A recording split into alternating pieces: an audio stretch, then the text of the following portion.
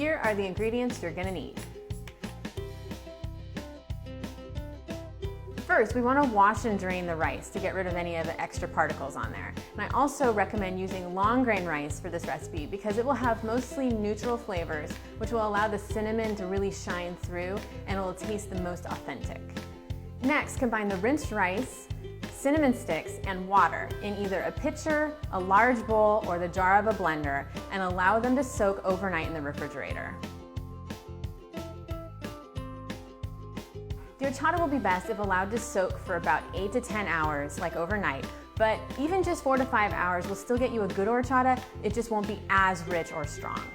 So after the rice is soaked overnight, go ahead and discard the cinnamon sticks and pour the rice and the water into the blender if you don't already have it in there.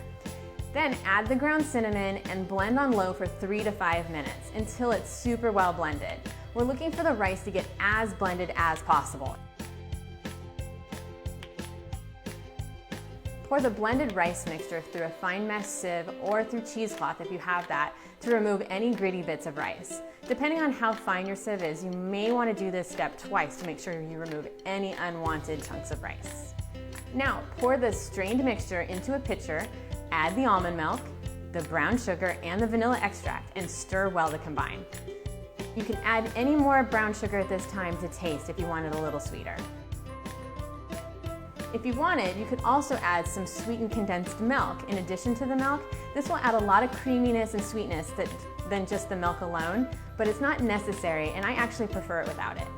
To serve, pour over ice and garnish with a little bit of ground cinnamon.